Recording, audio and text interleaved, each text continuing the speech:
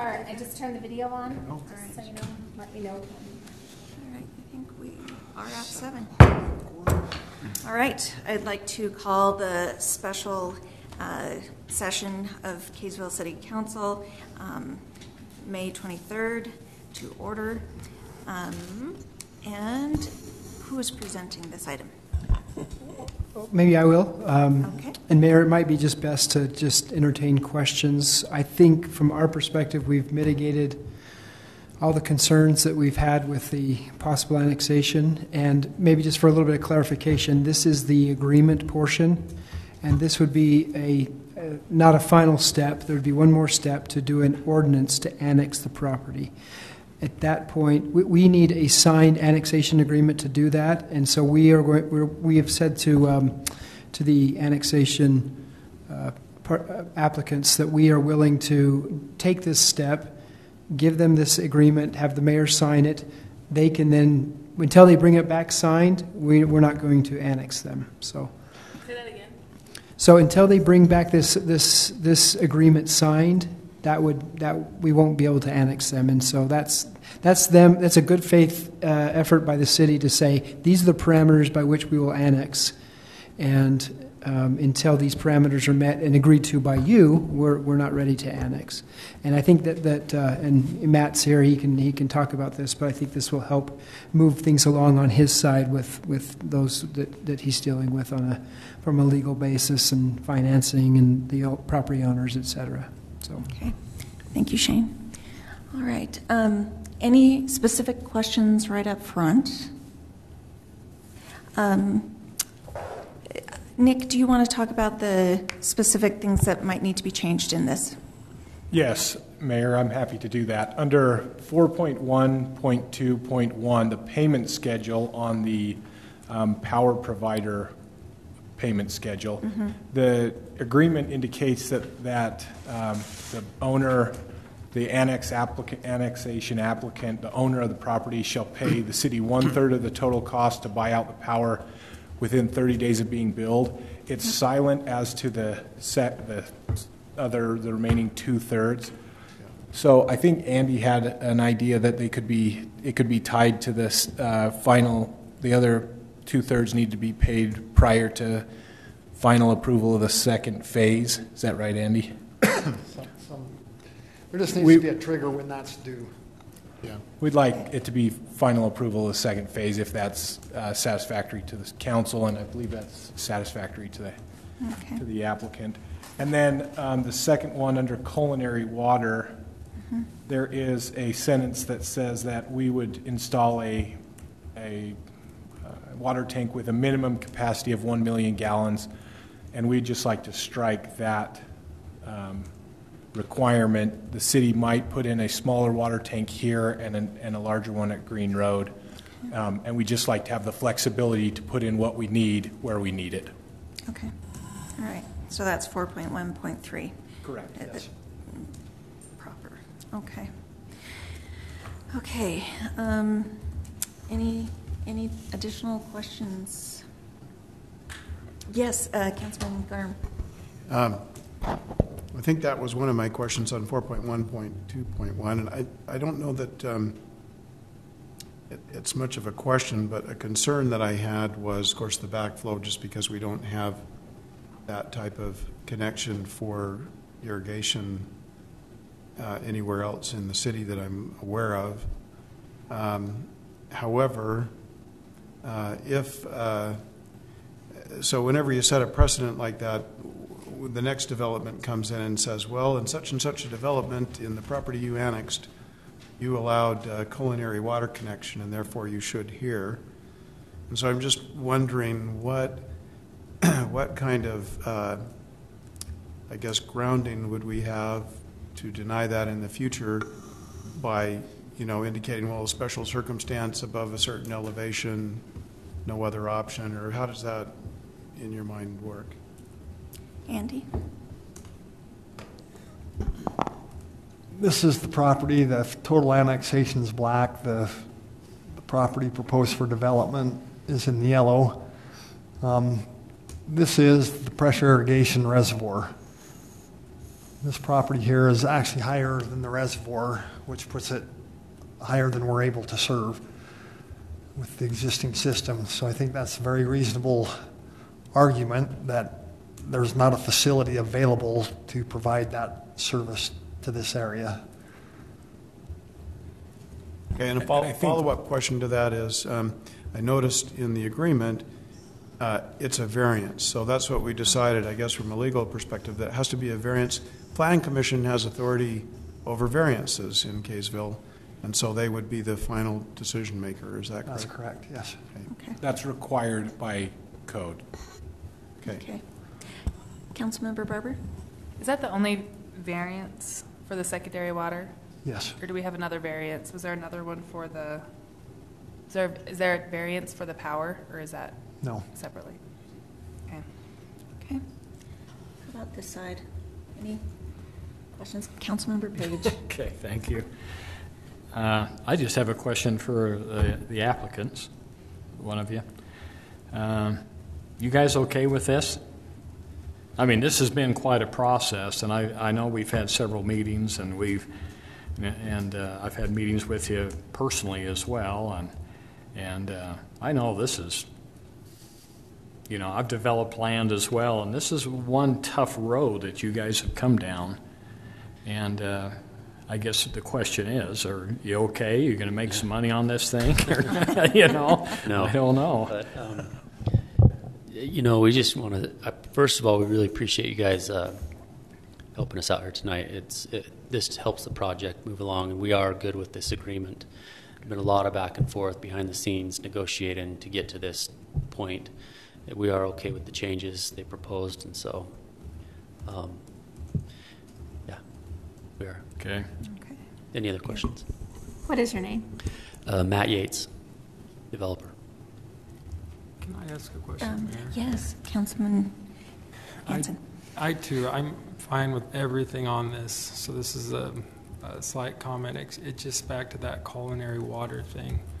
And not necessarily, it's just, one, it's the cost. What are the alternatives to that? So my understanding, I'll let Andy address, but we started out the project with the understanding that it wasn't required east of 89. So then when we, you know, further along the road, we found out, and they searched the code, that it was, you know, that wasn't in the code, and so we decided to, you know, we did a water study to figure out the pressure, and that was where, you know, we could get up to a certain point with the secondary water. There was just the upper area. So that was what the variance is. Am I addressing the right question? Yeah. So, you know, there's maybe 16 lots or so of the more larger custom lots that would need a variance to, you know, feed. And we would love to have secondary up there, but it was just, we looked into it, and it seems like it would facilitate us basically building our own secondary water company, you know, with reservoirs, and it seemed like it was a big deal to try to get that. Is it something they can, and I don't know this, that you can just pump up, like, and put on that cost on the residents to pump it up there?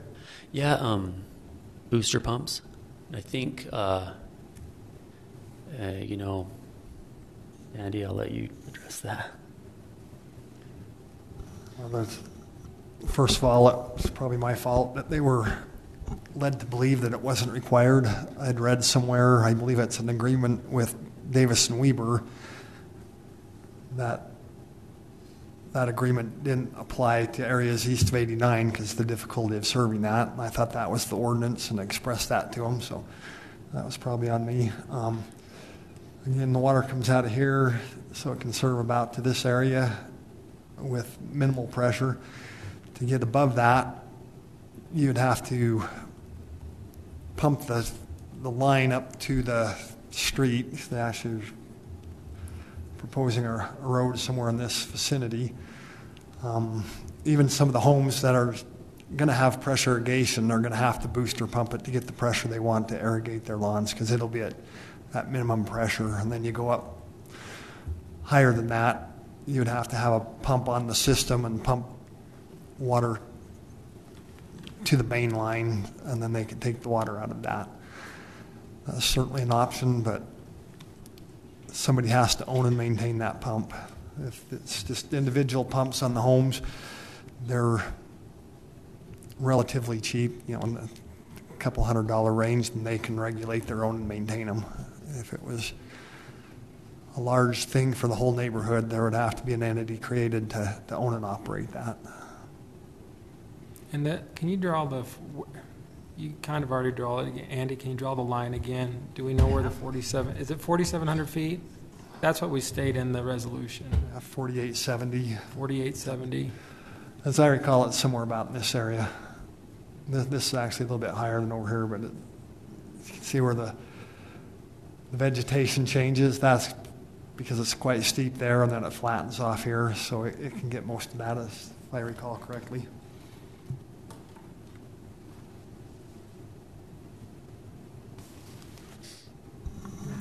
Thank you. Okay. Mayor? Yes. Can I ask maybe Andy a question? You had mentioned when we talked about this and the variance, I feel like there was something in the code that made me, I remember feeling a little bit better comfort level. Kind of goes back to Councilmember Garn's question about setting a precedent. Do you remember what the code says, or are we just allowing a general variance that we do from time to time? There was some language that left a little question as to interpretation of what the variance meant, whether it was new development, old development, and some funny things there, but we didn't feel like it was strong enough to just stand on its own, so we recommended the variance. We think there is justification that very well could meet the criteria of a variance, and then it's legal for sure after that. Okay.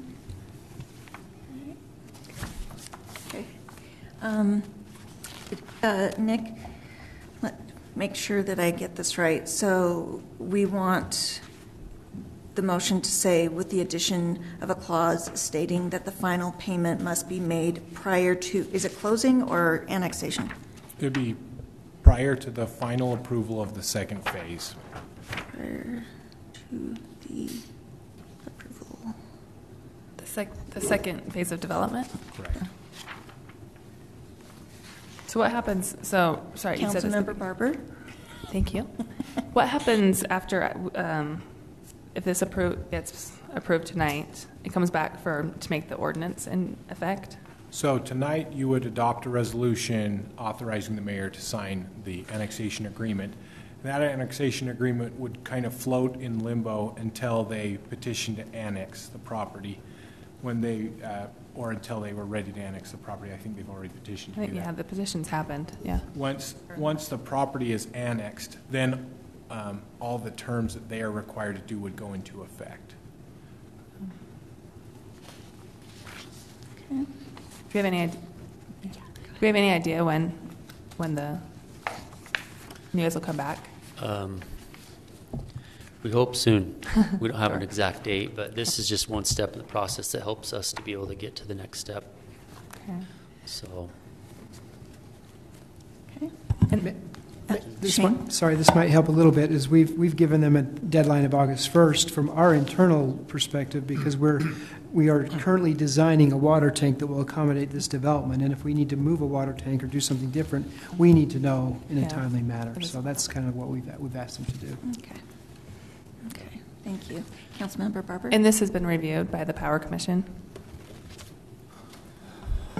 The Power Commission reviewed not this agreement, no, but it doesn't. I don't know if it gets into details that we would be germane to their purview anyway. But they did talk about this. In fact, early on, one of the requests from the applicant was to continue to be on Rocky Mountain Power. Yeah. So we vetted that out very well, and I think the Power Commission took a position that they didn't think that was the right thing to do, and that's probably what precipitated a lot of the being able to come to a better place where we are providing them power, which makes us a lot more comfortable. Okay. So as soon as they were okay and acquiesced to that, and we had Rocky Mountain Power and their dollar figure and all that stuff done, I think the power thing became a moot issue, or at least something that was easily resolvable. Okay. So.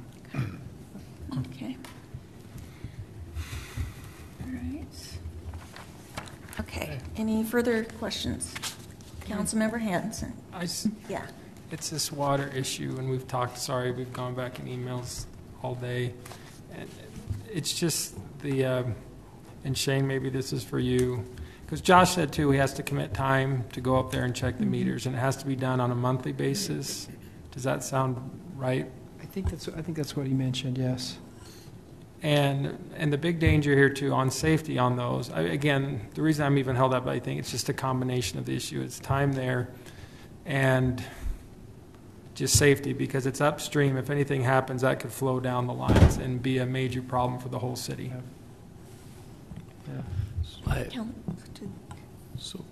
Councilmember Garn? Yeah, just a follow-up to Councilmember Hanson's question, because that was my original question back quite a ways. So the monthly, that's more of a maintenance thing to check to see that the backflow is working properly? That's correct. Mm-hmm. You know, I'm just wondering, so how do they do it in places like Salt Lake City up on Pill Hill or whatever? Is this a fairly common thing in other cities where you have culinary connections for irrigation and they're up higher than the rest of the city? Well, certainly it is. Many cities have no pressure irrigation whatsoever, and they have to deal with the same thing on a much larger scale than we will. And so are there incidents of, are there bad stories about in some of these cities where there is backflow problems? Occasionally somebody will, for example, fertilize their lawn and then do something in their home that creates a negative pressure and sucks that fertilized water back in, and they drink it and get sick. But that's what the backflow valve is supposed to prevent? That's what the check valves are supposed to do. So there's a backflow preventer from your house to the yard, and then there's also one on the meter as well. So it would take a pretty good aligning of the stars to actually get contamination back into the system from watering your lawn. We don't require commercial development to put pressure irrigation systems in now, so we have these type of connections throughout the city and commercial areas currently. Yeah. Have we ever had an incident in Kaysville with those? Not with commercial. We actually have a bigger risk of backflow when they cross-connect the secondary and the culinary together to try to supplement their water supply or their pressure. That has happened before, right? That has happened, yes. Yeah. In this case, though, how much resource, what if you were to estimate the resource in terms of FTE, full-time employee, how much time would you spend on that monthly inspection process? I would guess an hour a month at tops. The meters will be read the way all the other meters are read in Kaysville, though, right? In fact, you approved the purchase of electronic meters, so that will be a non-significant issue because we'll require all new development to install that type of meter. Okay. Thank you. All right. Thank you. Good? All right. Okay.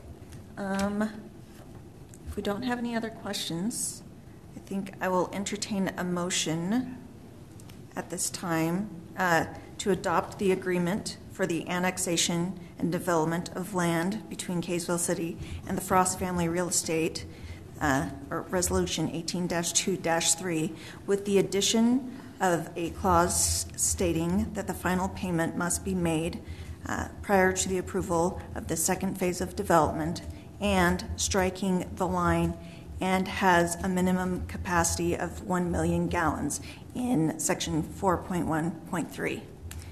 Okay. So moved. I don't want to have to repeat that one. Do we have a second? Second. Okay. It's been moved by Councilmember Page, seconded by Councilmember Garn. Councilmember Hanson. Aye. Aye. Aye. Aye. All right. Motion passes 4-0. Thank you. Now would entertain a motion to adjourn? So moved. Second. All in favor? Aye. All right. Thank you.